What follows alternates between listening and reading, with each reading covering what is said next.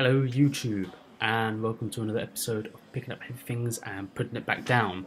So this week of training has been pretty rough. Things have been getting heavier and heavier as it should, and things are starting to also feel a lot more sore than they've ever felt in my life. But that might just be a case that I haven't trained this hard in ever.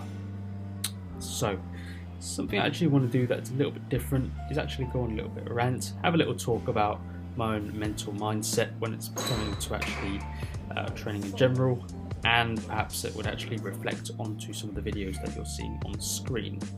So when it comes to my mindset for actually powerlifting, I like to put it in terms of a specific quote from Henry Ford, and that is, whether you think you can or think you can't, you're probably right. And one of the things that I've talked about in one of my previous videos is the stride for continual improvement.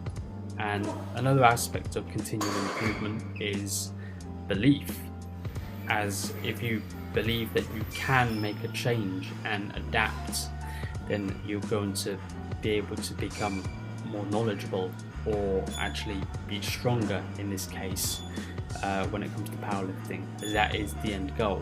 If you are stronger and you actually compete, then obviously the person that lifts the most weight will win.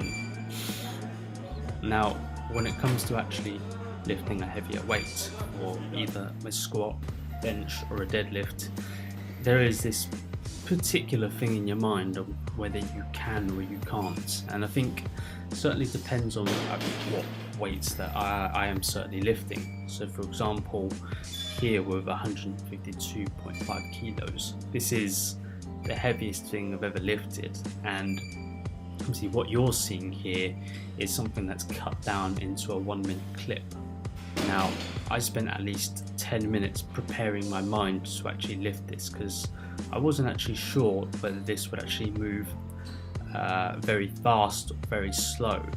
Now granted, these are actually the slowest deadlifts that I've ever moved, and obviously I'm taking a lot of time in between each of the reps, and that's also because just to prepare myself, ready my body, so that I'm actually lifting that with as perfect form as possible given the circumstances that I'm in.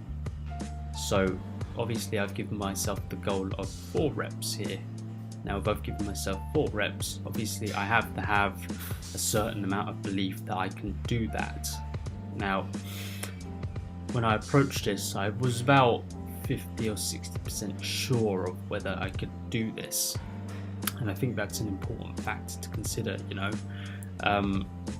Training by yourself, I don't think you're ever really sure of what you're capable of, and here at this early stage, definitely for sure I'm not sure what I'm capable of. The same goes with my squat right now. As weights get heavier and heavier and heavier, there is the inherent risk of injury that greatly increases. But of course, it's important to actually have partners to potentially train with, to actually keep your mind at ease, so actually when they spot you, obviously they'll be able to save you if you fail, or if you even have safeties. And obviously the same would go for the bench press. So when I did the same with this squat here, there's such nervousness and anxiety when I approached 120 kilos. This is something that I've never touched for 4 reps. The most I've done with this is 2. So actually going towards this, I believe this is the 3rd or 4th rep here. I was quite excited and happy. Obviously I just had to take my time with it and make sure that obviously I've got the endurance to actually grind out this last one, and as I get this one, obviously making sure to actually push that back down, there is that relief that the bar is coming from my back. Now after that particular squat, I had the bench press. Now I was already exhausted when it came to this exercise, but I would like to think that because there was someone here that was actually a decent spotter, someone that actually understood what I was going through, actually helped for me to actually push through.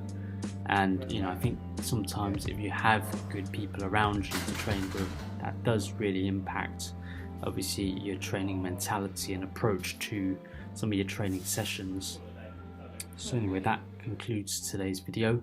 So if you enjoyed the video, please leave a like and subscribe, and I'll see you in the next one. See you later. Bye bye.